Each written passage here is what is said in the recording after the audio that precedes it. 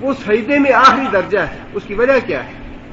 اس کی وجہ یہ ہے کہ اپنے آپ کو ذلیل بنانے اور ذلیل کرنے کی اس سے زیادہ کوئی اور انتہا نہیں ہے. کوئی اور درجہ ایسا نہیں جو اللہ کے رسول نے بتایا ہو کہ اللہ نے ذلیل ہونے کا، پست ہونے کا، عاجز ہونے کا، تو ہم وہ طریقہ بھی اختیار کرتے جو اللہ کے رسول بتاتے. لیکن اللہ کے رسول نے چونکہ یہی بتایا ہے کہ اللہ کے آگے اس طرح سے سجدہ کرو، تمہارا ناک بھی مٹی میں لگا ہو، تمہاری پیشانی بھی مٹی سے لگی ہو، تمہارے گھٹنے بھی، تمہارے پاؤں بھی، ساری چیزیں مٹی کے ساتھ ملی ہوں، اور یہ تمہاری ذلت اور پستی اور عاجزی اور انکسار کی انتہا ہے. لہذا اس حالت میں بندہ اپنے اللہ تعالیٰ کے سب سے زیادہ قریب ہوتا ہے. جتنا انسان اللہ کے آگے پست اور ذلیل اور عاجز بن کے رہے گا، اتنی ہی اس کی عبادت مکمل ہوگی. یہ دو چیزیں عبادت میں مطلوب ہیں. اتنی محبت کسی کے ساتھ نہ ہو، ایسی عقیدت کسی کے ساتھ نہ ہو جیسی عقیدت محبت اللہ تعالیٰ کے ساتھ. اور انسان اتنا اپنے آپ کو ذلیل، پست، عاجز اور انکسار کسی دوسرے کے سامنے نہ کرے جتنا اپنے معبود کے سامنے انسان اپنے آپ کو کر سکتا ہے. یہ دونوں چیزیں مطلوب ہیں. یہی وجہ ہے کہ عبادت کی جتنی بھی قسمیں ہیں ان میں سے کوئی ایک قسم یا اس عبادت کا کوئی ایک حصہ بھی کسی انسان کے لیے جائز اور روا نہیں. نماز اللہ تعالیٰ کی عبادت ہے، لہذا نماز کے جتنے ارکان ہیں، نماز تو بڑی دور کی بات ہے کہ انسان کسی کے سامنے جھک جائے رکوع کی حالت میں، یا انسان کسی انسان کے سامنے یا قبر پہ جا کے یا کسی پیر کے سامنے جا کے اپنا سر جو ہے وہ سجدے میں رکھ دے. اللہ تعالیٰ معاف کرے، ہماری قوم جو ہے نا اس کی تو مت ہی ماری گئی. جن کے نام چلو کسی صالحیت کی یا تقوی کی فہرست میں ہے، ان کی تو چلے بات ایک الگ رہی ہے، تو وہ بھی شرک اکبر.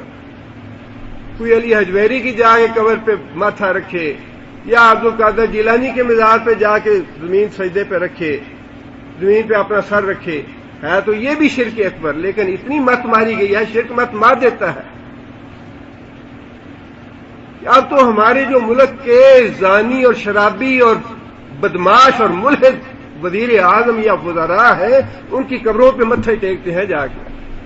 پتہ ہے کہ یہ زانی اور ملحد اور شرابی ہے، سارے دنیا کے پاپ ہیں ان میں، لیکن اس کے باوجود ان کی قبروں پہ یہ دنیا داروں کے سامنے تو اس کا کوئی تصور ہی نہیں تھا. لیکن اب تو شرک نے اس طرح مت مار دی ہے کہ وہ بھی امتیاز ختم ہو گیا ہے کہ کم از کم کوئی صالحیت یا تقوی کی فہرست میں تو موجود ہو. عبد القادر جیلانی رحمۃ اللہ علیہ جو ہے وہ بزرگ تو تھے، صالح تو تھے. ان کی قبر کو شرک کا مرکز بنانے والوں کا گناہ یا وبال تو ان کے سار ہے جنہوں نے شرک ان کو شریک ٹھہرایا اللہ کا. لیکن کم از کم وہ صالح اور نیک آدمی تو تھے اللہ کے.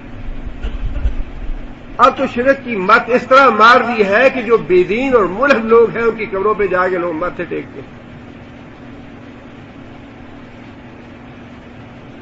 حالانکہ یہ اللہ کے علاوہ کسی کے لیے جائز نہیں ہے. رکوع کرنا یا سجدہ کرنا یہ تو بڑی دور کی بات ہے، کیونکہ ہاتھ باندھنا یہ نماز کا حصہ ہے. قیام میں ہاتھ باندھنے کا حکم ہے، لہذا اس طرح سے ہاتھ باندھ کے کسی کے سامنے کھڑا ہونا یہ بھی شرک ہے. یہ نماز کا حصہ ہے، اللہ کی عبادت کا حصہ ہے. بعض لوگ سلام لیتے ہوئے بہت زیادہ جھک جاتے ہیں. یہ جھکنا جائز نہیں ہے. یہ جھکنا جو ہے یہ تو رکوع کی حالت بن جاتی ہے، لہذا یہ بھی ناجائز ہے. بتانا چاہیے کہ ایسا نہیں کرنا چاہیے، خواہ انسان شعوری طور پہ کرے یا لاشعوری طور پہ کرے. جو بعض عادات اور اطوار بن جاتی ہیں یا تقیہ کلام بن جاتا ہے، بعض اوقات انسان لاشعوری طور پہ، شعور نہیں ہوتا اس بات کا لیکن لاشعوری طور پہ کرتا ہے. ایسی چیزوں سے بھی روکنا چاہیے لوگوں کو. اور پھر اسی طرح روزہ ہے، صدقہ خیرات ہے، اور حج اور عمرہ ہے. یہ ساری چیزیں عبادت ہیں، اور یہ عبادت صرف اللہ تعالیٰ کے لائق ہے. طواف کرنا یہ بیت اللہ شریف کے لیے خاص ہے، بیت اللہ شریف کے علاوہ کسی بھی دوسرے گھر کا طواف کرنا شرک اکبر ہے۔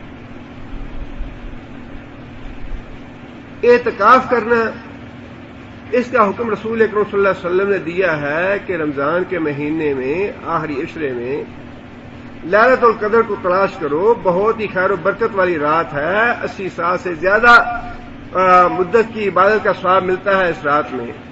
لہذا فرمایا کہ خاص اہتمام کرو یہ رات تلاش کرنے کا، اور اس کے لیے خود بھی رسول اکرم صلی اللہ علیہ وسلم نے 10 راتوں کا اعتکاف فرمایا اور ترغیب دلائی کہ تم لوگ بھی 10 راتوں کا اعتکاف کرو۔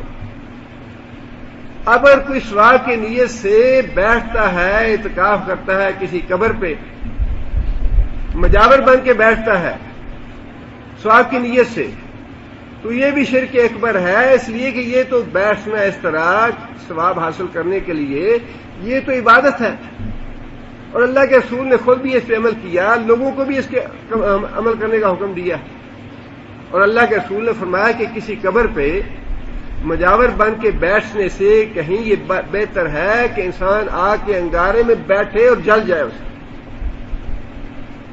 آگ کے انگارے پہ بیٹھے اور اس آگ کے انگارے سے جل جائے، یہ کہیں زیادہ بہتر ہے کسی قبر پہ جا کے بیٹھنے۔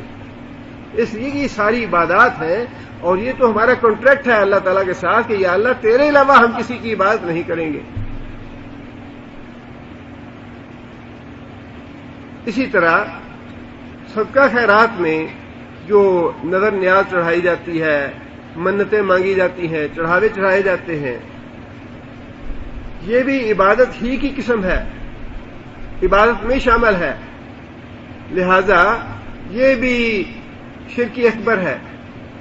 اور آپ نے کتاب التوحید میں بڑی معروف حدیث ہے، شیخ بن باز رحمہ اللہ نے اس کی سند کو جید کہا ہے کہ 2 آدمی راستے سے گزر رہے تھے، راستے میں ایک قبر تھی، اور ان لوگوں کا دستور یہ تھا کہ جو بھی مسافر وہاں سے گزرتا، جب تک کوئی چڑھاوا نہ چڑھاتا اس قبر پہ، اسے وہاں سے گزرنے نہ دیتے۔ 2 مسافر گزرنے لگے تو حسب دستور قبر کے جو متولی تھے یا مجاور تھے، انہوں نے راستہ روک لیا کہ جب تک کوئی چیز نہیں چڑھاؤ گے اس قبر پہ، جب تک تمہیں جانے نہیں دیں گے۔ ان آدمیوں نے کہا کہ ہمارے پاس چڑھاوا چڑھانے کے لیے کوئی چیز نہیں ہے، کوئی روپیہ پیسہ، کوئی ڈھیلا، کچھ بھی نہیں ہے۔ آپ دیکھیے کہ شرک کی مت بھی کتنی ماری ہوتی ہے۔ انہوں نے کہا جی اگر آپ کے پاس کچھ بھی نہیں ہے تو ایک مکھی مار کے اس کے نام کی چڑھا دے، مکھی مار کے اس کے نام کی چڑھا دے۔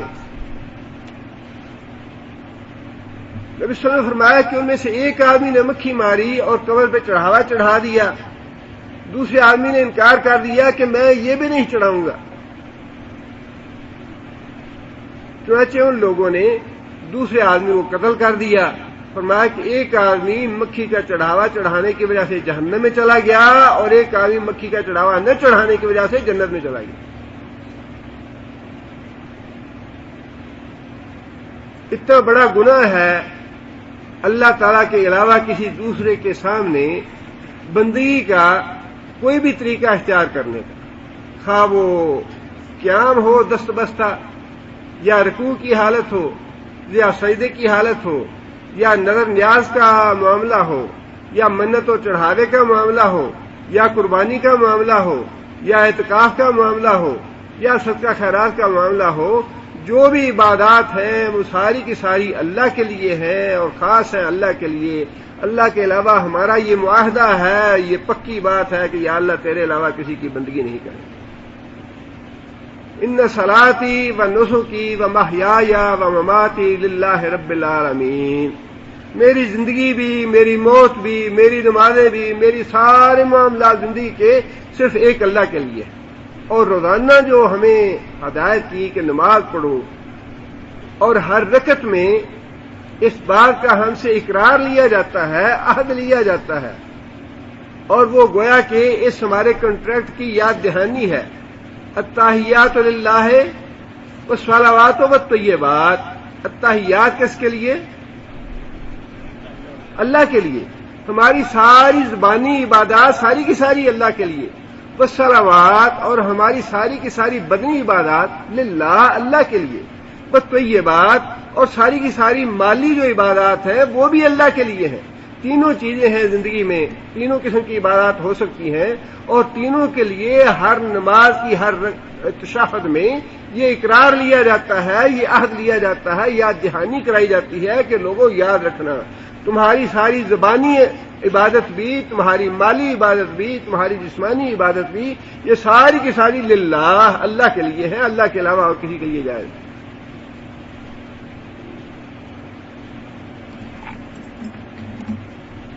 اس کے بعد دوسری بات جس کا ہم نے عہد کیا ہے اللہ تعالیٰ سے اور کنٹریکٹ پہ سائن کیے ہیں وہ یہ ہے کہ وَإِيَّاكَ نَسْتَعِينُ، یا اللہ تجھ سے ہی مدد طلب کریں گے، استعانت تجھ سے ہی کریں گے، کسی دوسرے سے مدد طلب نہیں کریں گے۔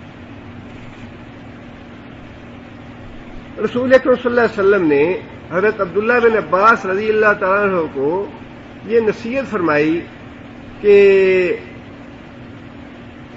عبداللہ اللہ کی حفاظت کرنا، اللہ تیری حفاظت کرے گا۔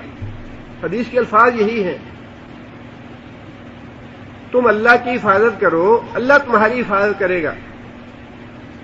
محدثین نے اس کا مفہوم یہ بتایا ہے کہ اللہ کی حفاظت کرو کا مطلب یہ ہے کہ جو اللہ کے احکام ہیں ان کی حفاظت کرو، جو اللہ نے حکم دیا ہے اور جن منکرات سے روکا ہے ان پہ عمل کرو، یہ گویا اللہ کی حفاظت کرنی ہے، اللہ کے احکام کی حفاظت کرو، اس کے نتیجے میں اللہ تمہاری حفاظت فرمائے گا۔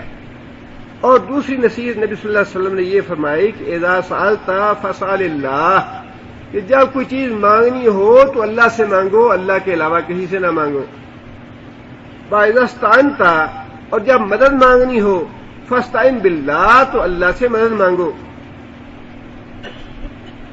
اب یہ عقیدہ ہے تو سارے مسلمانوں کا یہی روزانہ سورہ فاتحہ یہ بڑی اہم سورہ ہے، بہت اہم سورہ ہے۔ یوں سمجھیے کہ سارے، اور نبی اللہ تعالیٰ نے قرآن عظیم کہا ہے اس سورہ کو قرآن مجید میں، سورہ فاتحہ کو قرآن مجید میں قرآن عظیم کہا گیا ہے، بڑی اہم ہے۔ یوں سمجھیے سارے قرآن مجید کا نچوڑ جو ہے یہ سورہ فاتحہ ہے، اور یہ ایک آیت یہ سورہ فاتحہ کا نچوڑ ہے۔ سورہ فاتحہ کا نچوڑ جو ہے یہ ایک آیت جو ہے نا، ایاک نعبد و ایاک نستعین، یہ نچوڑ ہے سورہ فاتحہ کا، اور سورہ فاتحہ نچوڑ ہے سارے قرآن کا۔ اب روزانہ سارے مسلمان پڑھتے ہیں اس سورہ کو قرآن مجید میں، اس کی تفسیریں بھی لکھی ہیں، اس کی تشریح بھی کرتے ہیں، اس پہ بات بھی کرتے ہیں، اس کا مسئلہ بھی بتاتے ہیں، لیکن پھر کہاں سے لگتا ہے؟ اللہ تعالیٰ بار بار قرآن مجید میں توحید کے مسائل بتانے کے بعد فرماتے ہیں فَأَنَّا يُؤْفَكُونَ، کہ ان سے پوچھو کہ تمہیں پھر کہاں سے لگا پھر؟ رب العالمین اللہ کو کہہ دیا الحمدللہ اللہ کے لیے ہے، کیونکہ وہ رحمان اور رحیم ہے، کیونکہ وہ مالک یوم الدین ہے۔ اور یہ بھی تم اقرار کر لیتے ہو، عہد کر لیتے ہو کہ یا اللہ تیری بندگی کریں گے، اور یہ بھی عہد کرتے ہو یا اللہ تیرے علاوہ کسی سے سوال نہیں کریں گے، کسی سے مدد نہیں مانگیں گے۔ فَأَنَّا يُؤْفَكُونَ، پھر تم پھرائے کہاں سے جاتے ہو؟ تمہیں پھیر کہاں سے لگتا ہے؟ اور یہ پھیر نیا نہیں ہے، پھیر ہے بڑا پرانا۔ اگر نیا ہوتا تو قرآن جی میں اس کا اللہ تعالیٰ نے ذکر نہ کیا ہوتا۔ اس پھیر کا ذکر قرآن میں اللہ تعالیٰ نے خود فرمایا، انہیں پھیر کہاں سے لگتا ہے؟ پھر یہ ہے کہ جی ہم تو صرف ان کو وسیلہ بناتے ہیں، مانگتے اللہ سے ہی ہیں، دینے والا تو اللہ کو ہی مانگتے ہیں، ہم دیتا اللہ ہی ہے، گریٹ گاڈ اللہ کی ذات ہی ہے، دینے والی اللہ کی ذات ہے، لیکن ان کو تو ہم صرف وسیلہ بناتے ہیں، ان سے تو نہیں مانگتے۔ یہ ہے جو بار بار اللہ نے قرآن جی نے ایک جگہ پہ نہیں بڑی جگہ پہ یہ بات ارشاد فرمائی کہ اے محمد صلی اللہ علیہ وسلم ان سے پوچھو فَأَنَّا يُؤْفَكُونَ۔ ان ساری باتوں کا اقرار کر لینے کے بعد اللہ ایک ہے، حمد اللہ کے لیے ہے، رب العالمین اللہ تعالیٰ ہے، مالک یوم الدین اللہ تعالیٰ ہے، ہم بندگی تیری کریں گے، ہم مدد تو اسے مانگیں گے، ہم دعا تو اسے کریں گے، یہ ساری باتیں کہنے کے بعد فَأَنَّا تُؤْفَكُونَ، بے وقوف ہو تو پھر تم علی حجویری کی قبر پہ کیوں جاتے ہو؟ پھر تم معین چشتی کے بارگاہ پہ کیوں جاتے ہو؟ پھر تم عبد القادر جیلانی کے نام کی 11ویں 12ویں کیوں دیتے ہو؟ فنا تو حکون، تمہیں یہ پھیر کہاں سے لگتا ہے؟ کیوں لگتا ہے یہ پھیر کہ اللہ بھی خالق، زمین آسمان کا مالک بھی اللہ، تمہارا مالک بھی اللہ، تمہارا رازق بھی اللہ، یہ ساری باتیں تم مانتے ہو، پھر تم ان کے نام کی نظر نیاز کیوں دیتے ہو؟ چڑھاوا عبادت ان کی کیوں کرتے ہو؟ اللہ کو مالک تو سمجھتے ہو، رازق سمجھتے ہو، زمین و آسمان کا مالک بھی وہی ہے، پھر یہ تمہیں پھیر کہاں سے لگتا ہے؟ اللہ تعالیٰ نے قرآن مجید میں مشرکوں کا یہی جو پھیر ہے اس کا ذکر فرمایا ہے۔ اللہ فرماتے ہیں کہ یہ مشرک یوں کہتے ہیں، ما نعبدہم الا لیقربونا الی اللہ زلفیٰ، ہم تو ان کی نظر نیاز اس لیے دیتے ہیں، ان کے نام کا چڑھاوا اس لیے چڑھاتے ہیں، لیقربونا الی اللہ زلفیٰ، یہ اللہ کے بڑے پیارے ہیں، اللہ کے محبوب ہیں، اللہ کے پہنچے ہوئے ہیں، یہ ہمیں اللہ کے قریب کر دیں، ہم نے ان کو اپنا وسیلہ ہی بنایا ہے اور کچھ نہیں کیا، عبادت ہم اللہ ہی کی کریں گے، نماز اللہ کی پڑھیں گے، سجدہ اللہ کو کریں گے، لیکن ان کو ہم وسیلہ بناتے ہیں تاکہ اللہ کے ہمیں قریب کر دیں۔ یہ ہے وہ پھیر جو شروع سے ہی نوح علیہ الصلوۃ والسلام کے زمانے سے ہی چلا آ رہا ہے، اور رسول اکرم صلی اللہ علیہ وسلم کے زمانے میں بھی مشرکوں کو یہی پھیر تھا، اور آج بھی یہی کنڈی پڑی ہوئی ہے مشرکوں کے ذہن میں کہ ہم عبادت تو اللہ ہی کی کرتے ہیں، اللہ کو ہی مانتے ہیں، اللہ سے ہی مانگتے ہیں، لیکن صرف ان کو اپنا وسیلہ بناتے ہیں۔ اب یہ ہے وہ بات جس کو کلیئر کرنا چاہیے اور جس کو واضح کرنا چاہیے کہ کیا کسی دوسرے کو وسیلہ بنانے کی اجازت ہے یا نہیں ہے، یہ ہے اہم مسئلہ۔ ایاک نعبد و ایاک نستعین۔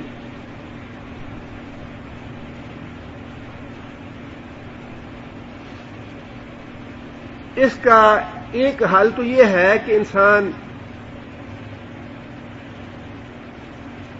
رسول اکرم صلی اللہ علیہ وسلم کی حیات طیبہ میں قرآن مجید میں تلاش کرے اس سوال کا جواب، نبی صلی اللہ علیہ وسلم کی سنت مطہرہ سے اس سوال کا جواب تلاش کیا جائے، صحابہ کرام کی زندگیوں سے اس سوال کا جواب تلاش کیا جائے، لیکن اس سے پہلے کہ قرآن اور حدیث میں یا صحابہ کرام کی زندگیوں سے اس سوال کا جواب تلاش کریں، تھوڑا سا انسان کو غور و فکر بھی کر لینا چاہیے، اپنی عقل بھی استعمال کرنی چاہیے۔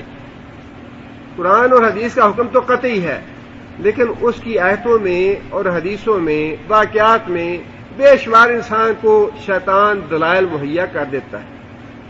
یہ بھی تو دلیل ہے نا جو اللہ نے خود بیان فرمائی کہ مشرک شرک اس لیے کرتے ہیں لیقربونا الی اللہ زلفیٰ، تاکہ یہ ہمارے بزرگ جو ہیں یہ اللہ کے قریب ہمیں پہنچا دیں۔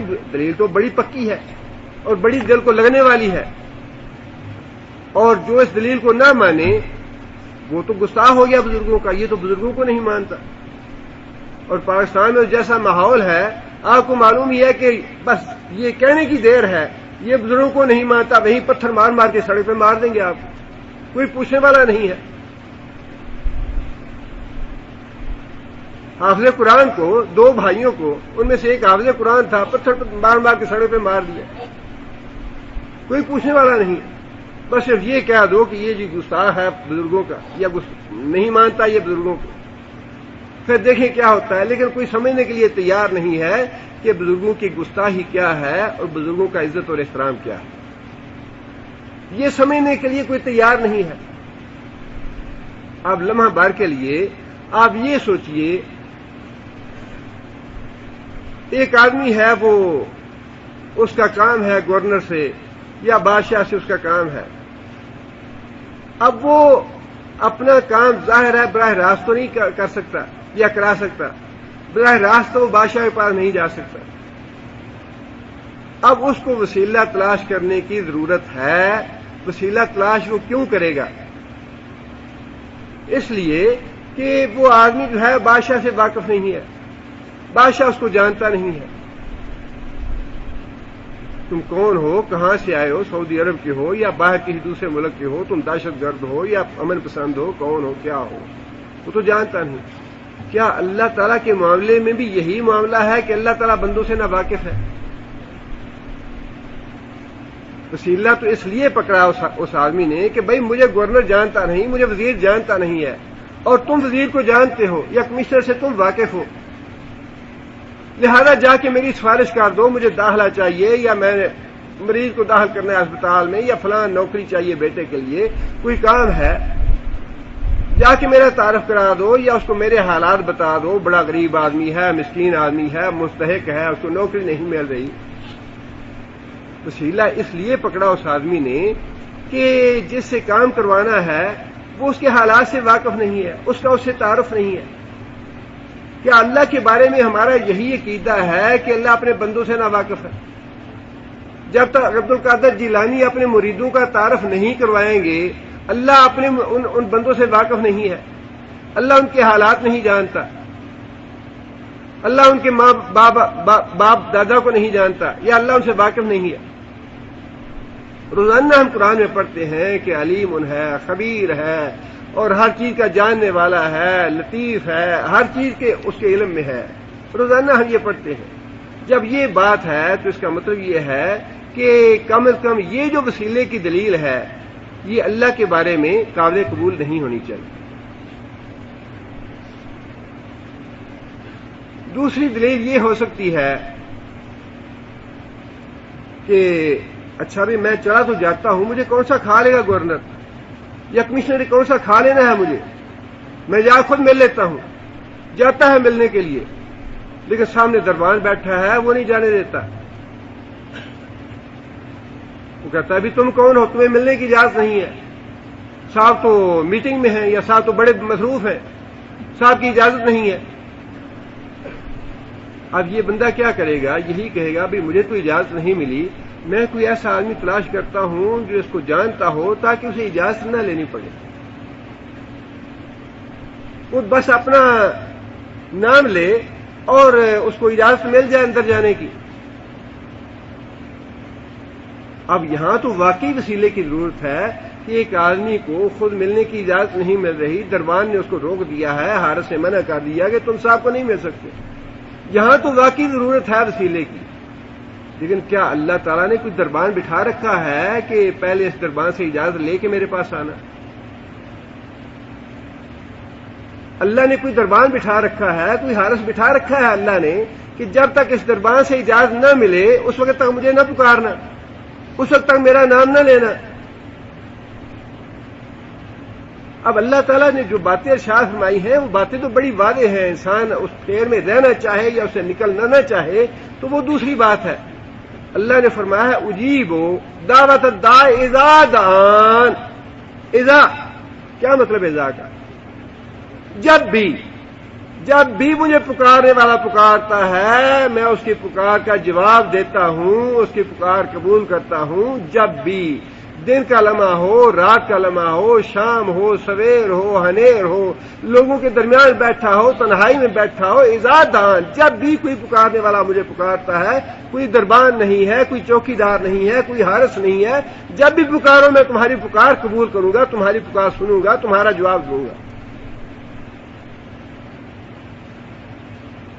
اس کا مطلب یہ ہے کہ اللہ کے معاملے میں یہ دلیل بھی قابل قبول نہیں ہے کہ میں مل نہیں سکتا اللہ کو۔ اللہ نے فرمایا کہ جب بھی چاہو میرے پاس آ جاؤ، اور فرمایا کہ میں تو تمہاری رگے گردن سے بھی زیادہ قریب ہوں، اقرب الیہ من حبل الورید، اقرب، تمہاری یہ جو شاہ رگ ہے اس سے بھی زیادہ قریب ہوں، تمہیں کسی کو سفارش کرنے کی، کسی کو کہنے کی ضرورت نہیں ہے، جب بھی چاہو، اذا دعان، جب بھی تم پکارو گے میں تمہاری پکار سنوں گا۔ اور یہ تو ہمارا عقیدہ درست کرنے کے لیے اللہ تعالیٰ نے الفاظ ارشاد فرمائے، حالانکہ اللہ تعالیٰ عرش پہ جلوہ فرما ہے، عرش معلیٰ پہ، لیکن اللہ تعالیٰ نے یہ جو پھیر لگنے والی بات تھی یہ نکالنے کے لیے یہاں تک فرما دیا قرآن مجید میں کہ میں اپنے علم کے اعتبار سے، اپنی قدرت کے اعتبار سے، اپنے اختیار کے اعتبار سے اقرب الیہ من حبل الورید، ہر بندے کی شاہ رگ سے زیادہ قریب ہوں، ہر بندے۔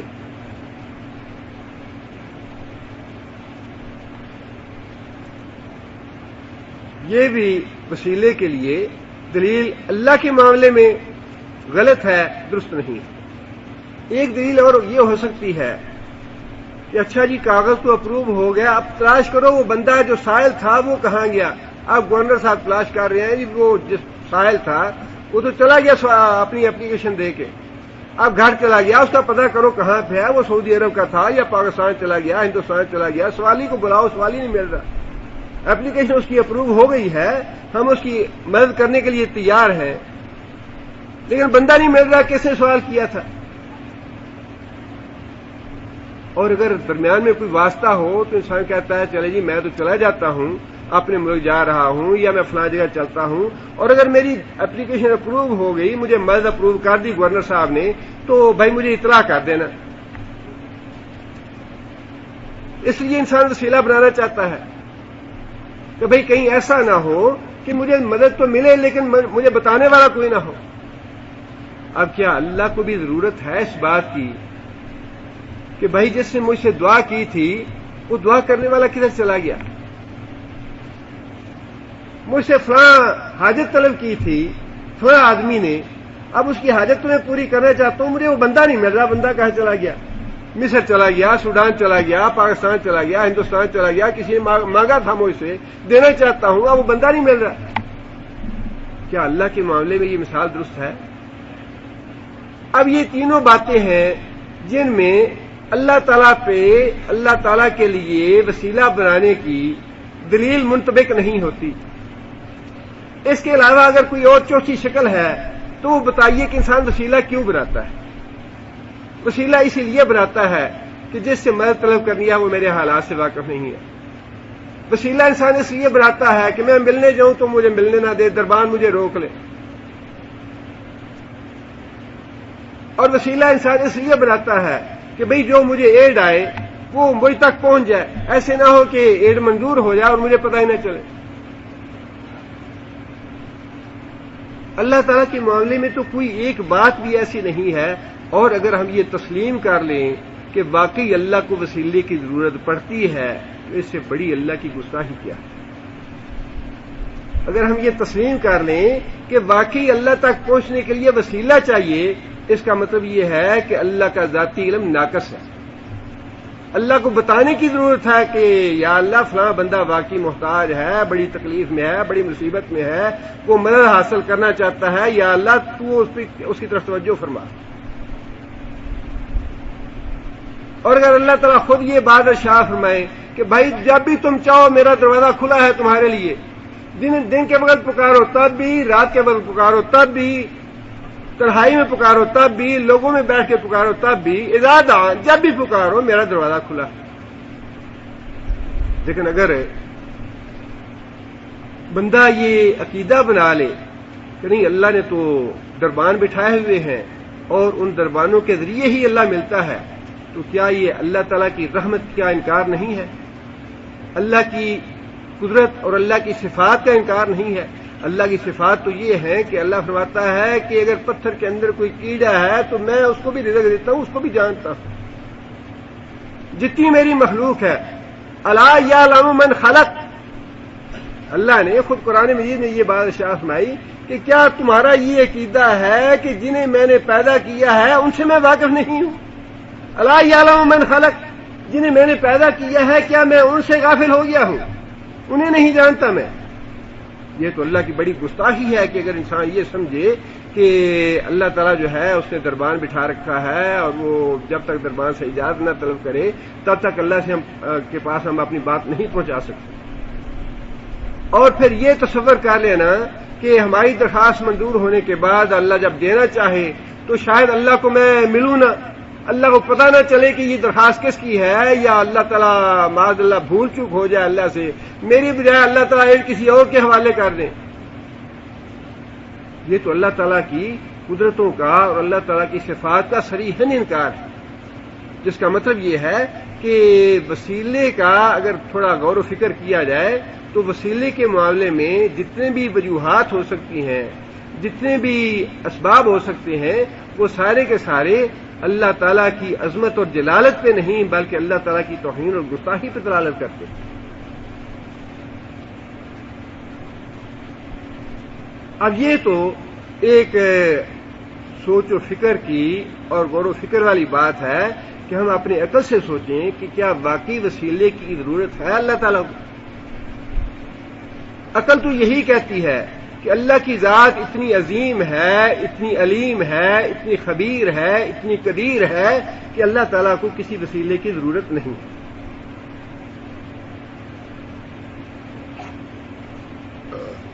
اب آ جائیے قرآن مجید اور احادیث کی طرف.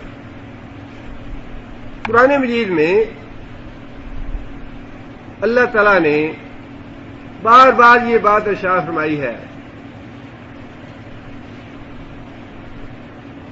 کہ جب تم مجھے پکارو گے میں تمہاری دعا سنوں گا، میں تمہاری دعا سننے کے لیے تمہارے بالکل قریب ہی ہوں. اور پھر رسول اکرم صلی اللہ علیہ وسلم کی ساری حیات طیبہ سے. اور یہ بات ہمیں ذہن میں رکھنی چاہیے کہ رسول اکرم صلی اللہ علیہ وسلم اپنے سے پہلے ہوئے گزرے ہوئے انبیاء سے افضل ہیں، اولا ہیں، سید ہیں اور ان کے امام ہیں، سب کچھ ہے، لیکن اس کے باوجود خود رسول اکرم صلی اللہ علیہ وسلم انبیاء کا بڑا احترام فرماتے تھے.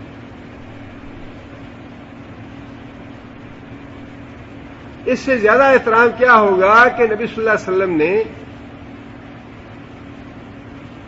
فرمایا کہ اگر میرے بھائی سلیمان نے یہ دعا نہ کی ہوتی رب اغفر لی وہب لی من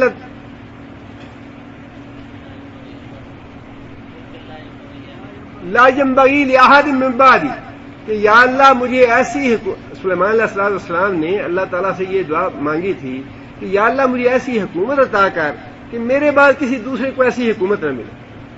آج کل تو ایسی دماغ میں خناس گما ہوا ہے، سپر سپر سپر سپر.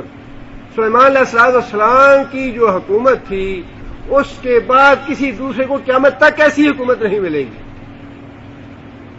نبی کی دعا ہے اور نبی صلی اللہ علیہ وسلم فرمایا کہ اگر میرے بھائی نے یہ دعا نہ کی ہوتی تو میں اللہ سے دعا کرتا. مجھے احترام ہے اپنے بھائی کا. جو میرا بھائی دعا مانگ چکا اللہ سے، میں وہ دعا اللہ سے نہیں کروں گا. اتنا احترام فرماتے تھے نبی صلی اللہ علیہ وسلم انبیاء کا، حالانکہ سید الانبیاء ہے نبی صلی اللہ علیہ وسلم. لیکن اس کے باوجود نبی صلی اللہ علیہ وسلم کی ساری حیات طیبہ میں سے کوئی ایک مثال آپ ایسی بتائیں کہ نبی صلی اللہ علیہ وسلم نے حضرت ابراہیم علیہ السلام کو اپنی دعا میں وسیلہ بنایا ہو، نبی صلی اللہ علیہ وسلم نے حضرت اسماعیل کو وسیلہ بنایا ہو اپنی دعا میں. ذخیرہ احادیث کا بھرا ہوا ہے دعاؤں کے ساتھ. ساری دعائیں موجود ہیں رسول اکرم صلی اللہ علیہ وسلم کی، اور دعائیں کی چھوٹی چھوٹی کتابیں اتنی عام ہیں کہ ہر آدمی کو معلوم ہے کہ نبی صلی اللہ علیہ وسلم یہ دعا اس موقع میں مانگی، یہ دعا اس موقع میں مانگی، یہ دعا اس موقع پہ مانگی. ہزاروں دعاؤں میں سے کوئی ایک دعا ضعیف درجے کی، موضوع درجے کی، جس میں رسول اکرم صلی اللہ علیہ وسلم نے حضرت ابراہیم علیہ السلام کو، عیسیٰ علیہ السلام کو، موسیٰ علیہ السلام کو یا کسی بھی دوسرے نبی کو وسیلہ بنایا ہو کہ یا اللہ میری دعا تو ابراہیم علیہ السلام کے واسطے سے قبول فرما، یا اسماعیل علیہ السلام کے واسطے سے قبول فرما. صرف ایک دعا ایسی ہے نبی صلی اللہ علیہ وسلم کی جس کو دلیل کے طور پہ لوگ حوالہ دیتے ہیں، اور وہ دعا یہ ہے اللہم رب جبرائیل و میکائیل و اسرافیل و رب محمد نعوذ بک من النار، نعوذ بک من النار. اللہم رب جبرائیل، اے جبریل کے رب، و میکائیل کے رب، و اسرافیل کے رب، و رب محمد اور محمد کے رب، نعوذ بک من النار، ہم آگ سے آپ کی پناہ طلب کرتے ہیں. اب دیکھیے کہ وہی پھیر والی بات ہے کہ نبی صلی اللہ علیہ وسلم نے یہ الفاظ تو اس لیے فرمائے کہ جو مشرکین مکہ تھے فرشتوں کیا کہتے تھے؟ اللہ کی بیٹیاں ہیں. یہ قرآن مجید میں اللہ نے حوالہ دیا کہ یہ فرشتوں کو اللہ کی بیٹیاں کہتے ہیں. نبی صلی اللہ علیہ وسلم نے اس دعا میں تردید فرمائی اس بات کی کہ اللہ کی کوئی اولاد نہیں ہے. اللہم رب جبرائیل، یا اللہ تو مالک ہے، خالق ہے، آقا ہے جبرائیل کا. و میکائیل، اور اے اللہ تو میکائیل کا آقا ہے، مالک ہے، رب ہے، والد نہیں ہے. تو رب اسرافیل، اور یا اللہ تو اسرافیل کا رب ہے، مالک ہے، آقا ہے، تو والد نہیں ہے اسرافیل کا. پر رب محمد، اور محمد صلی اللہ علیہ وسلم کا بھی تو رب ہے، مالک ہے، آقا ہے، محمد صلی اللہ علیہ وسلم تیرے شریک نہیں ہے. یہ تو باطل عقیدے کی تردید فرمائی نبی صلی اللہ علیہ وسلم نے اس حدیث میں. اس دعا میں عقیدے کو نبی صلی اللہ علیہ وسلم نے سیدھا کر دیا کہ فرشتے بیٹیاں نہیں ہیں اللہ کی، اور اللہ کا کوئی شریک نہیں ہے. اللہم انی اسألک بانک انت اللہ لا الہ الا انت الاحد الصمد الذی لم یلد ولم یولد. اللہم اغفر لی ما قدمت وما اخرت وما اسررت وما اعلنت انت الہی لا الہ الا انت. یا اللہ میرے اگلے پچھلے سارے تو گناہ معاف فرما، چھپے بھی اور ظاہر بھی. لا الہ الا انت، یا اللہ تیرے علاوہ کوئی الہ نہیں ہے. بار بار نبی صلی اللہ علیہ وسلم نے اس باطل عقیدے کی تردید فرمائی، لیکن پھر وہیں سے مشرکوں کو لگ گیا کہ نبی صلی اللہ علیہ وسلم نے بھی تو واسطہ دیا ہے نا، جبریل کا اور میکائیل کا اور اسرافیل کا اور محمد کا، اس دعا میں کہ ان واسطوں سے ہمیں آگ سے بچا لیں. دیکھیے کہ پھر کہاں سے رکھا.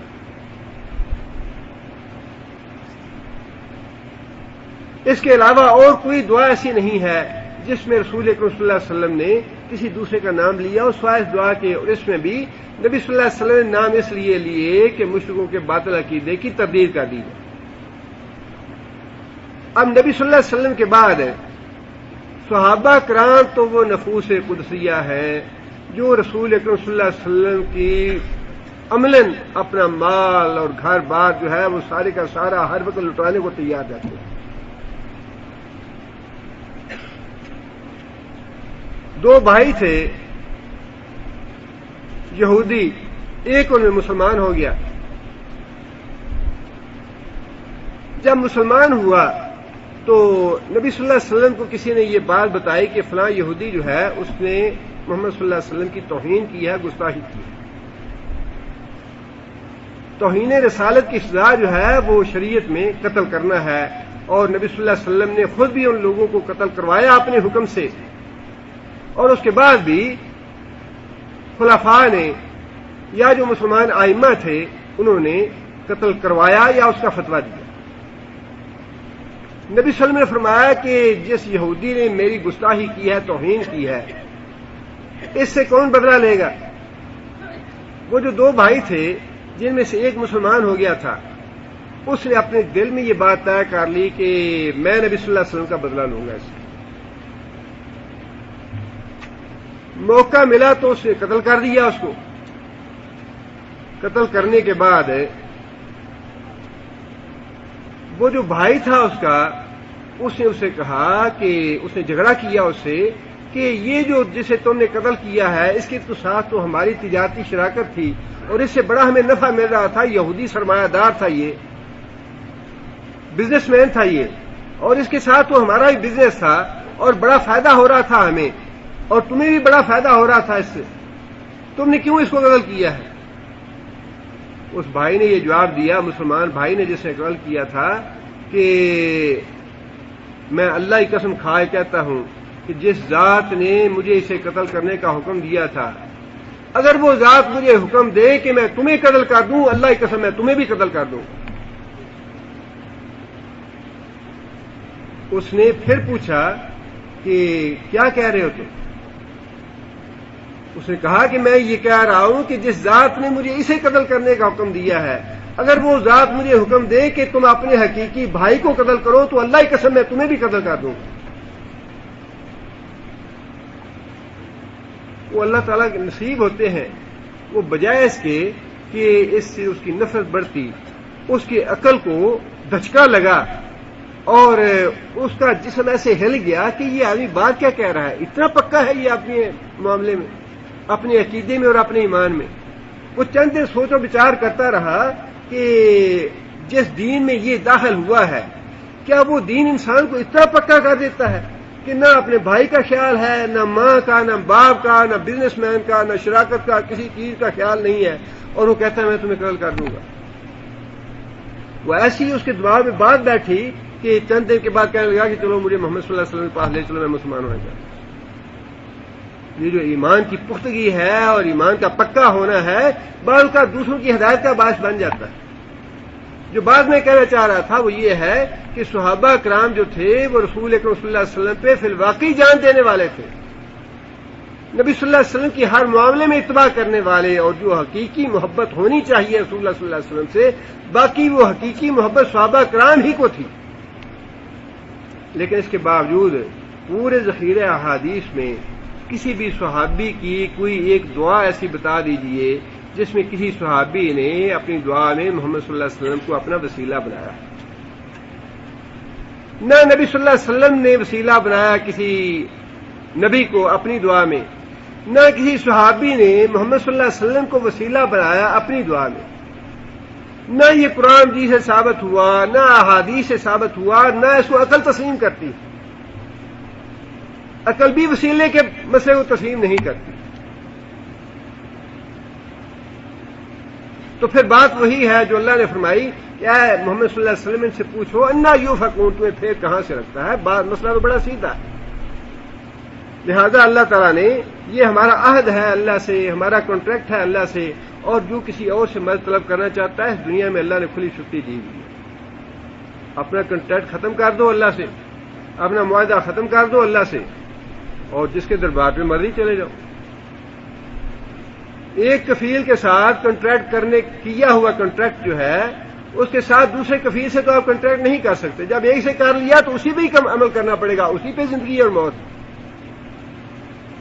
اگر دوسرے کفیل سے کنٹریکٹ کرنا ہے تو پہلا کنٹریکٹ ختم کر دو، اللہ سے اپنا معاہدہ ختم کر دو، پھر جہاں مرضی ٹھڈے کھاتے رہو، جہاں مرضی ٹھوکریں کھاتے رہو.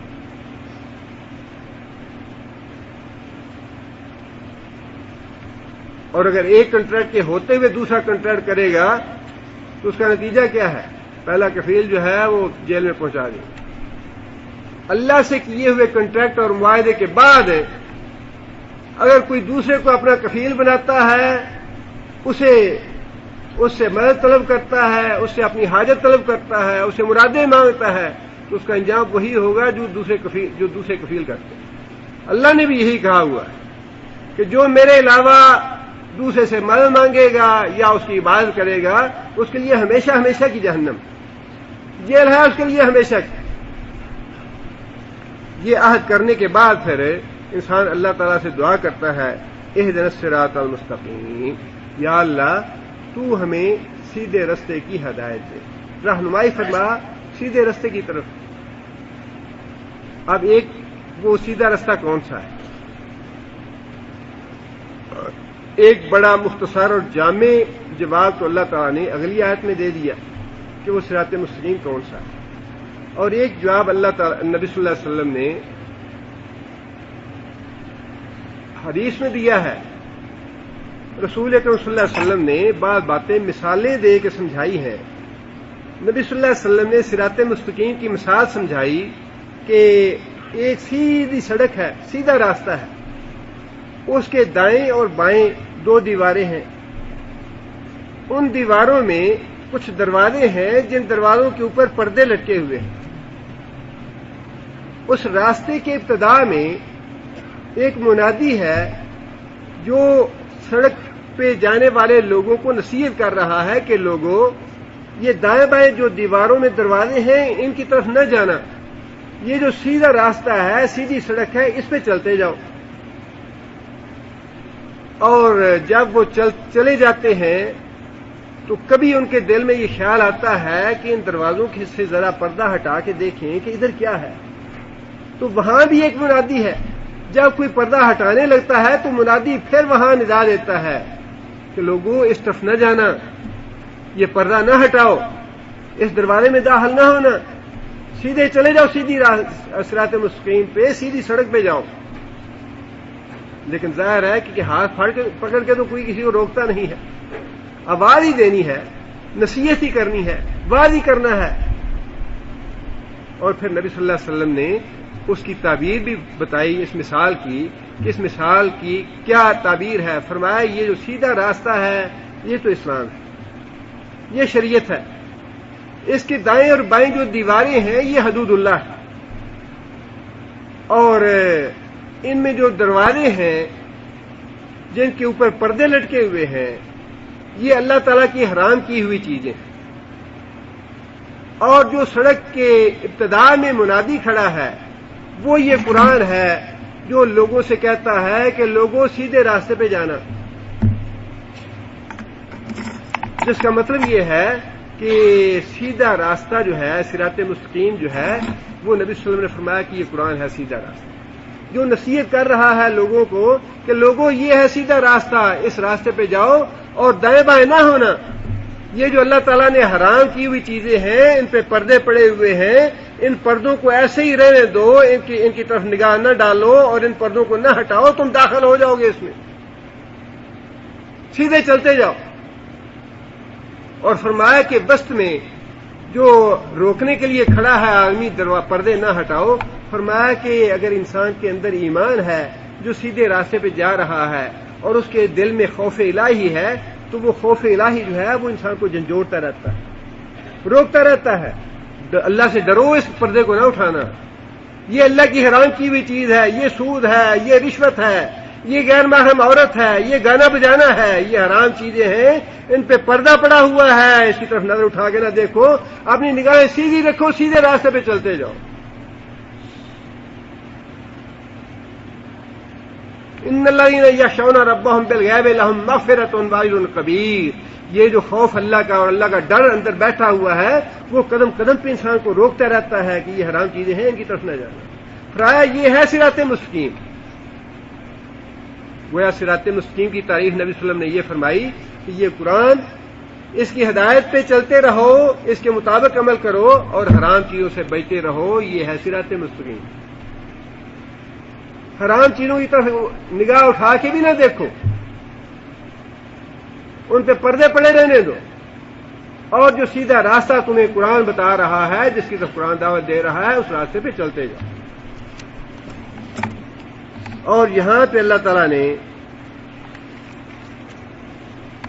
جو وضاحت فرمائی صراط مستقیم کی وہ یہ ہے صراط الذین انعمت علیہم. یا اللہ ہمیں تو ان لوگوں کا راستہ دکھا. اور یہاں پہ جو ہم 5 وقت نمازوں میں دعا مانگتے ہیں، اس کا مطلب یہ نہیں ہے کہ ہم خدا نخواستہ صراط مستقیم سے ہٹے ہوئے ہیں تب یہ دعا مانگتے ہیں، بلکہ اس کی بہترین تفسیر جو ہے وہ قرآن مجید کی دوسری آیت ہے، ربنا لا تزغ قلوبنا بعد اذ ہدیتنا. یا اللہ جب تو نے ہمیں ہدایت نصیب فرما دی ہے تو ہدایت دینے کے بعد ہمیں کسی فتنے میں مبتلا نہ کرنا. موت تک بڑے فتنے ہیں، 40 سال 50 سال 60 سال کی زندگی کا یہ جو راستہ ہم طے کر رہے ہیں، ہدایت حاصل ہونے کے بعد بھی بڑے فتنے ہیں. ہدایت ملنے کے بعد بھی اللہ سے دعا کرتے رہنا چاہیے، یا اللہ تو ہمیں فتنوں سے محفوظ رکھنا، تیرا اور تیرے رسول کا جو سیدھا راستہ ہے اس پہ ہمیں جمائے رکھنا، اس پہ ہمیں قائم رکھنا، اس کی توفیق ہم سے سلب نہ کر لینا. اہدنا الصراط المستقیم. یا اللہ ہمیں قائم رکھنا صراط مستقیم پہ. یہ ہے اس دعا کا مطلب. اور آگے فرمایا کہ انعمتا، یا اللہ یہ وہ راستہ ہے جو راستہ ہے ان لوگوں کا جن پہ تو نے بڑا احسان کیا، بڑا انعام کیا، بڑا فضل فرمایا. وہ لوگ کون ہیں جن پہ اللہ کا بڑا انعام ہے، بڑا احسان ہے، بڑا فضل ہے، بڑی اللہ کی رحمت ہے.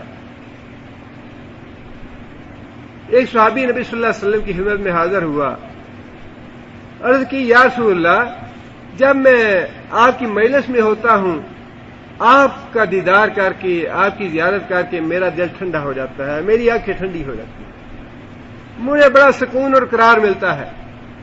لیکن یا رسول اللہ جب میں گھر چلے جاتا ہوں تو پھر مجھے آپ نظر نہیں آتے، تو میری طبیعت پریشان ہو جاتی ہے، اور میں سوچتا ہوں کہ قیامت کے دن رسول اکرم صلی اللہ علیہ وسلم کا دیدار یہاں تو جب مجھے طلب ہوتی ہے فوراً میں نبی صلی اللہ علیہ وسلم کے پاس جا کے دیدار کر لیتا ہوں، زیارت کرتا ہوں، لیکن قیامت کے دن رسول اللہ صلی اللہ علیہ وسلم تو اعلیٰ ترین درجوں پہ ہوں گے، نبی صلی اللہ علیہ وسلم کے برابر کوئی دوسرا آدمی نہیں ہوگا، اور معلوم نہیں کہ جنت میں ہم کبھی آپ کی کب زیارت کر سکیں، آپ کی کتنی مدت کے بعد آپ کی زیارت نصیب ہو۔ آپ اندازہ فرمائیے کہ صحابہ کرام کی سوچ کیسی تھی۔ اگر فی الواقع انسان کو آخرت کی سوچ ہے تو یہ سوچ تو بنانی چاہیے کہ قیامت کے روز قبر سے اٹھنے کے بعد رسول اللہ صلی اللہ علیہ وسلم کی زیارت کب نصیب ہوگی، رسول اللہ صلی اللہ علیہ وسلم کے دست مبارک سے حوض کوثر کا پانی کب نصیب ہوگا ہمیں، رسول اکرم صلی اللہ علیہ وسلم کی شفاعت کبریٰ کب نصیب ہوگی، جنت میں جانے کے بعد نبی صلی اللہ علیہ وسلم کی زیارت کتنے دیر کے بعد ہوگی۔ نبی صلی اللہ علیہ وسلم نے تو صحابی کے سوال کا جواب نہ دیا، لیکن اللہ تعالیٰ نے اس صحابی کے اس تجسس اور تذبذب پہ اور اس کے اس اضطراب پہ رسول اللہ صلی اللہ علیہ وسلم کی گہری عقیدت اور گہری محبت کے جواب میں اللہ تعالیٰ نے ایک آیت نازل فرمائی۔ ان کی سوچیں بھی ایسی تھیں کہ ان کی سوچوں پہ پھر اللہ تعالیٰ کے واقعی رحمان اور رحیم ہے، اور قربان جائیے اللہ کی رحمت پہ بھی۔ ان لوگوں کی اگر سوچیں ایسی تھیں، ان لوگوں کی اگر محبت اور عقیدت ایسی تھی نبی صلی اللہ علیہ وسلم کے ساتھ، تو اللہ تعالیٰ نے بھی پھر کسر نہیں رہنے دی۔ صحابی کی ماں سوچ پہ اللہ تعالیٰ نے آیت نازل فرما دی جو قیامت تک کے لیے پڑھی جاتی رہے گی۔ آیت یہ ہے وَمَن يُطِعِ اللَّهَ وَالرَّسُولَ فَأُولَٰئِكَ مَعَ الَّذِينَ أَنْعَمَ اللَّهُ عَلَيْهِم مِّنَ النَّبِيِّينَ وَالصِّدِّيقِينَ وَالشُّهَدَاءِ وَالصَّالِحِينَ وَحَسُنَ أُولَٰئِكَ رَفِیقًا۔ اگر تم نبی صلی اللہ علیہ وسلم کی زیارت کے طالب ہو، نبی صلی اللہ علیہ وسلم کے ساتھ رہنا چاہتے ہو قیامت کے دن، نبی صلی اللہ علیہ وسلم کی رفاقت مطلوب ہے، تو اس کا اصول یہ ہے، اس کا کلیہ یہ ہے، اس کا طریقہ یہ ہے من یطع اللہ ورسولہ، اللہ اور اللہ کے رسول کی اطاعت کرو۔ اللہ اور اللہ کے رسول کی اطاعت کے علاوہ ادھر ادھر نہ دیکھو۔ کوئی پگڈنڈی ادھر جاتی ہے، کوئی راستہ ادھر ٹیڑھا میڑھا جاتا ہے، ان راستوں کی طرف نہ دیکھو۔ صراط مستقیم ہے یہ سیدھا قرآن و حدیث کا راستہ، کوئی تیسرا راستہ یا چوتھا راستہ یا پانچواں راستہ اس میں نہیں ہے، بس صرف ایک ہی راستہ ہے سیدھا۔ من یطع اللہ بالرسول، جس نے اطاعت کی اللہ کی اور اس کے رسول کی، وہ قیامت کے دن مع الذین، ان لوگوں کی معیت میں ہوں گے، ان لوگوں کی رفاقت میں ہوں گے، انعم اللہ علیہم، جن پہ اللہ نے انعام کیا ہے۔ سب سے پہلا نمبر کس کا؟ من النبیین، نبی ہیں جن پہ اللہ کی رحمتیں ہیں، اللہ کا انعام ہے، اللہ کا فضل ہے۔ بہت بڑی رحمت ہے نبوت کا ملنا۔ بار بار اللہ تعالیٰ نے قرآن مجید میں رحمت کے لفظ استعمال فرمائے ہیں کہ اپنی رحمت ہم جس کو چاہیں دیں۔ قریش نے کہا، مشرکین نے اور کافروں نے، کہ کیا اللہ تعالیٰ کو یہی آدمی ملا تھا مکے اور طائف کی سرزمین میں، ان دو بستیوں میں یہی ایک بڑا آدمی رہ گیا تھا جس کو نبوت ملنی تھی؟ مذاق اور تمسخر تھا یہ۔ اللہ تعالیٰ نے اس کے جواب میں یہ بات ارشاد فرمائی، اللہ کی رحمت کے ٹھیکیدار تم ہو، اللہ کی رحمت تقسیم کرنے والے تم ہو یا میں ہوں؟ میں جسے چاہوں اپنی رحمت دوں۔ یہاں اللہ تعالیٰ نے نبوت کو سراسر رحمت قرار دیا ہے۔ اور اس کے بعد دوسرا نمبر بس صدیقی، صدیق کا بڑا اللہ کا فضل اور بڑا اللہ کا انعام اور بڑی اللہ کی رحمت تھی حضرت ابوبکر صدیق رضی اللہ تعالیٰ عنہ پہ، دنیا میں بھی نبی صلی اللہ علیہ وسلم کے بعد دوسرے نمبر پہ، اور قیامت کو بھی حضرت ابوبکر صدیق جو ہیں وہ نبی صلی اللہ علیہ وسلم کے بعد دوسرے نمبر پہ ہوں گے۔ فرمایا کہ سب سے پہلے میں جنت کا دروازہ کھٹکھٹاؤں گا، جب دروازہ میرے لیے کھولا جائے گا اور میں داخل ہونے لگوں گا تو میں دیکھوں گا میرے پیچھے کون ہے۔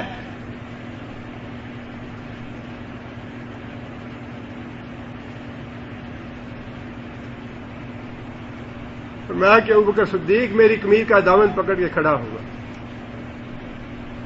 اب ابوبکر صدیق کا حق ہے کہ وہ عزت کے لیے نبی صلی اللہ علیہ وسلم کے ساتھ نکلا اور 3 دن غار میں رہا، چھپا رہا کافروں سے، آج ذرا انداز لگا لیجئے کہ ہجرت کرنا اور گھروں سے نکلنا دین کے لیے، اپنے گھر بار اور بال بچے کو چھوڑنا، اللہ کے دین کے لیے قربانیاں دینا، اللہ کے دین کے لیے بے دست و پا ہو کے یوں نکلنا اور کافروں کا تعاقب کرنا، کافروں کے انعام مقرر کرنے، گردنوں کے اور قتل کرنے کے اعلان کرنے اور اس طرح پیچھا کرنا، یہ کتنا بڑا دلیری کا کام تھا کہ یا رسول اللہ میں آپ کے ساتھ جانا چاہتا ہوں۔ فرمایا کہ اللہ نے تمہیں میرے ساتھ جانے کی اجازت دی ہے۔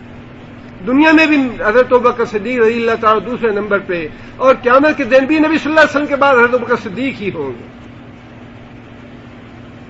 فرمایا قیامت کے دن میں حوض کوثر پہ اپنے ہاتھ سے مومنوں کو پانی پلاؤں گا، اور ساتھ ہی یہ بات ارشاد فرمائی کہ میرا رفیق کار حوض کوثر پہ ابوبکر صدیق ہوگا۔ حوض کوثر پہ میری مدد کرنے والا ابوبکر صدیق ہوگا، جس نے دنیا میں میری مدد کی تھی۔ فرمایا کہ میں نے سارے لوگوں کے احسان اتار دیے ہیں، ایک آدمی ایسا ہے جس کا احسان میں نہیں اتار سکا۔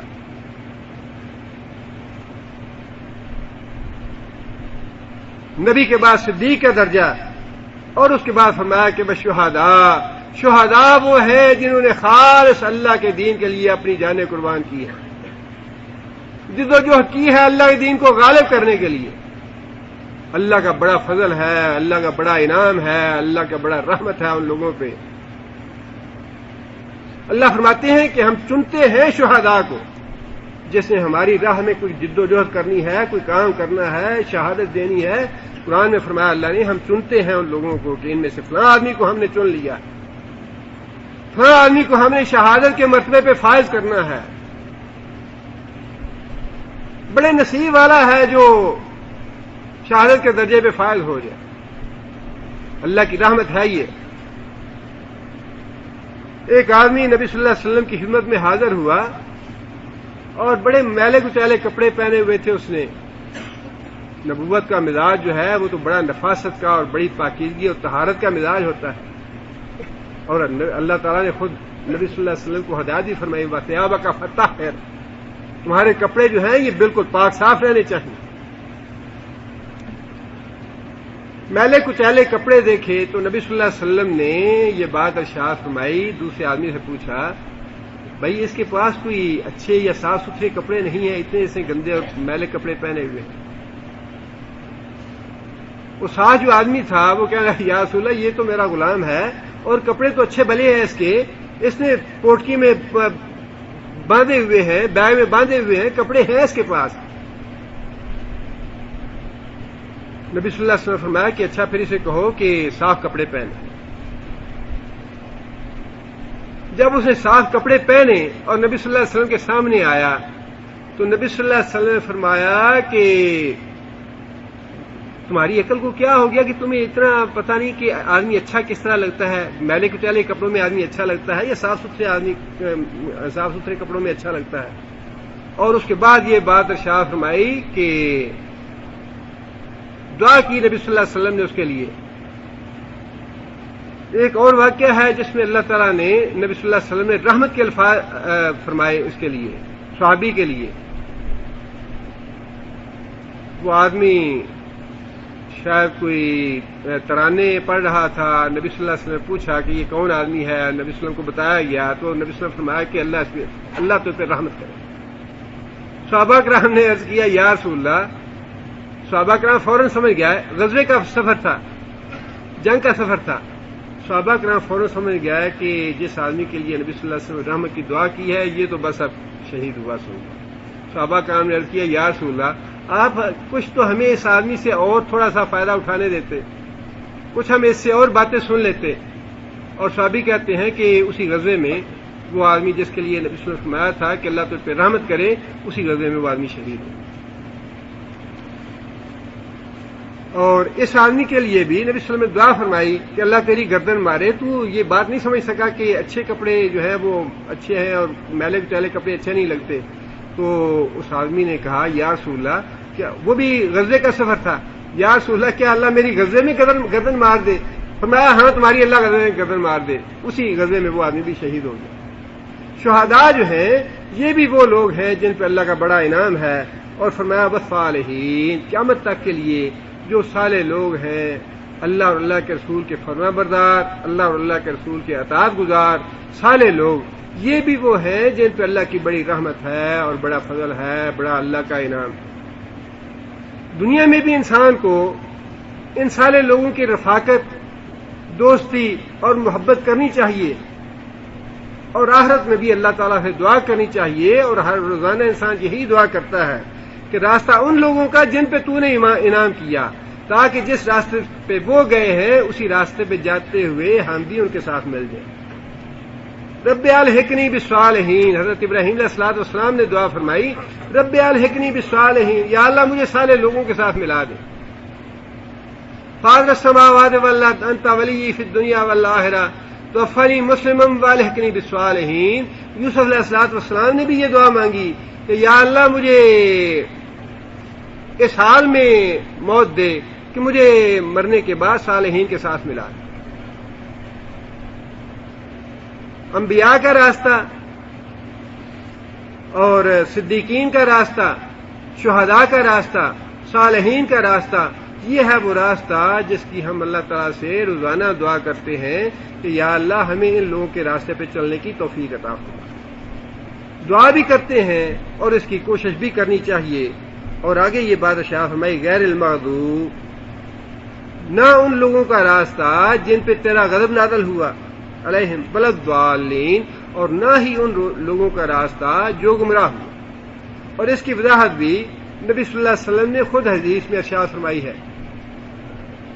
حضرت عدی بن حاتم کا طویل واقعہ ہے، ایک غزوے میں ان کی بہن قید ہو کے آ گئی۔ بعد میں انہوں نے نبی صلی اللہ علیہ وسلم سے درخواست کی کہ یا رسول اللہ، میری خیر خبر لینے والا کوئی نہیں ہے، اور جو خیر خبر لینے والا تھا وہ تو گھر سے بھاگ گیا عدی، لہذا آپ مجھے مہربانی فرمائیں اور رہا کر دیں۔ نبی صلی اللہ علیہ وسلم نے رہا بھی کیا، سواری کے لیے اونٹ بھی دیا، اور ساتھ رفاقت کے لیے، نگرانی کے لیے، حفاظت کے لیے صحابی کو بھی بھیجا۔ بہن جب گئی گھر تو جا کے عدی کو لعنت ملامت کی، ڈانٹ ڈپٹ کیا کہ تم اچھے بھائی ہو میرے، تم اچھے میرے باپ کی جگہ پہ ہو، مجھے چھوڑ کے خود آ گئے ہو، لیکن ساتھ یہ بات کہی کہ جسے تم باغے پھرتے ہو وہ تو بڑا ہی رؤوف اور بڑا رحیم انسان ہے، وہ تو بڑا شفیق ہے، وہ تو بڑا مہربان ہے، تمہیں اس سے بھاگنے کی ضرورت نہیں ہے، فوراً اس کے قدموں میں چلے جاؤ، کچھ نہیں کہے گا تمہیں۔ عدی بن حاتم آ گیا نبی صلی اللہ علیہ وسلم کی خدمت میں، آگے ساری بات بتائی۔ نبی صلی اللہ علیہ وسلم فرمانے لگے کہ کیا عدی تم لا الہ الا اللہ کہنے سے بھاگ رہے ہو؟ کیا اللہ اکبر کہنے سے بھاگتے ہو جس کے علاوہ کوئی الہ نہیں ہے؟ عدی کہتے ہیں کہ میرے گلے میں سونے کی سلیب تھی، نبی صلی اللہ علیہ وسلم، میں نے بیعت کرنا چاہی نبی صلی اللہ علیہ وسلم کی، تو نبی صلی اللہ علیہ وسلم فرمایا کہ پہلے گلے سے اس کو اتار دو۔ سلیب اتار دی اور نبی صلی اللہ علیہ وسلم کے دست مبارک میں بیعت کی میں نے۔ بیعت کرنے کے بعد میں نے دیکھا کہ نبی صلی اللہ علیہ وسلم کا چہرہ مبارک جو ہے اس طرح خوشی سے سرخ ہو گیا جیسا انار سرخ ہوتا ہے۔ بڑی خوشی ہوئی نبی صلی اللہ علیہ وسلم کو، اس لیے کہ حاتم جو ہے اپنے قبیلے کا سردار بھی تھا اور بڑی مشہور شخصیت تھی سخاوت کے حوالے سے۔ بڑی خوشی ہوئی نبی صلی اللہ علیہ وسلم نے، اور اس کے بعد نبی صلی اللہ علیہ وسلم نے یہ بات ارشاد فرمائی کہ عدی آگاہ رہو، خبردار رہو کہ مغضوب گروہ جو ہے وہ یہودیوں کا ہے اور ضالین گروہ جو ہے وہ عیسائیوں کا گروہ۔ بڑی وضاحت کے ساتھ نبی صلی اللہ علیہ وسلم نے یہ بات ارشاد فرمائی، اور یہ سورہ ختم کرنے کے بعد آمین کہنا سنت ہے، خواہ انسان ویسے سورہ فاتحہ کی تلاوت کرے، قرآن مجید کی تلاوت کرتے ہوئے تب بھی آمین کہنی چاہیے۔ حدیث میں آتا ہے کہ حضرت جبرائیل نے جب نبی صلی اللہ علیہ وسلم کو یہ سورہ پڑھائی بلضالین کہنے کے بعد، حضرت جبرائیل نے کہا کہ اب آپ آمین کہیے، اور نبی صلی اللہ علیہ وسلم نے آمین کہی۔ اسی طرح نبی صلی اللہ علیہ وسلم نے امت کو بھی یہ حکم دیا ہے کہ جب سورہ فاتحہ پڑھو تو آمین کہو۔ اللہ کی انسان تلاوت کرے تب بھی آمین کہنی چاہیے، اور جب امام کے پیچھے ہو، جہری تلاوت کر رہا ہو امام، اس وقت بھی آمین کہنے کا حکم ہے، اور اس کی بہت بڑی فضیلت ہے۔ نبی صلی اللہ علیہ وسلم نے یہ بات ارشاد فرمائی کہ امام کو بھی آمین کہنی چاہیے، مقتدیوں کو بھی آمین کہنی چاہیے، اور حدیث سے یہ پتہ چلتا ہے کہ اس وقت جو فرشتے موجود ہوتے ہیں وہاں وہ بھی اس کے بعد آمین کہتے ہیں۔ نبی صلی اللہ علیہ وسلم نے فرمایا کہ جس آدمی کی، جس مقتدی کی آمین فرشتوں کی آمین کے ساتھ مل گئی، اللہ تعالیٰ اس کے سارے گزشتہ گناہ معاف فرما دیں گے. بہت بڑی فضیلت ہے اس کی. اور صحابہ کرام کہتے ہیں کہ مسجد نبوی میں جب نماز پڑھائی جاتی تو سورہ فاتحہ کے بعد اتنی اونچی آواز سے صحابہ کرام آمین کہتے کہ مسجد گونج اٹھتی. مسنون ہے یہ. اور ان چیزوں کا اہتمام کرنا چاہیے. اگرچہ ان مسائل میں زیادہ کیونکہ اس معاملے میں مسئلے کے معاملے میں اختلاف ہے. بعض حضرات جو ہے وہ سورہ فاتحہ کے بعد آمین آہستہ آواز سے کہنے کے قائل ہیں، بعض اونچی آواز سے کہنے کے قائل ہیں. لیکن جو صحیح احادیث سے ثابت ہے وہ یہی ہے کہ فضیلت اونچی آواز سے کہنے کی ہے. لیکن اس کے باوجود یہ چیزیں ایسی نہیں ہیں جن پہ الگ فرقے بنائے جائیں، الگ مسلک بنائے جائیں. اور اگر اچھا بھائی تمہارا دین الگ ہے، اچھا ہی تم تو فلاں مسلک کے ہو لہذا تم کرو، یہ باتیں جو ہے نا یہ ہے امت میں انتشار پیدا کرنے والی اور امت کے لیے نقصان پیدا کرنے والی. ان چیزوں کو بہرحال اوائڈ کرنا چاہیے. جہاں پہ معاملہ ہو نا شرک کا، کفر کا اور کبیرہ گناہ کا، وہاں معاملہ اور طرح کا ہے. جو وجوب ہیں ان کا معاملہ اور ہے. لیکن ان چیزوں میں فضیلت افضل عمل پہ عمل کرنا چاہیے، افضل بات پہ. لیکن اگر کوئی افضل بات سے ہٹا ہوا ہے اس کو بتا دینا چاہیے. لیکن ان معاملات میں لڑائی جھگڑا کرنا، سختی کرنا، جبر کرنا، زبردستی منوانا، یہ چیزیں جو ہیں یہ اچھی نہیں ہیں. سبحان ربک رب العزت عما یصفون. اعوذ باللہ من الشیطان الرجیم. بسم اللہ الرحمن الرحیم. الحمد للہ رب العالمین. الرحمن الرحیم. مالک یوم الدین. إياك نعبد وإياك نستعين. اهدنا الصراط المستقيم. صراط الذين أنعمت عليهم غير المغضوب عليهم ولا الضالين.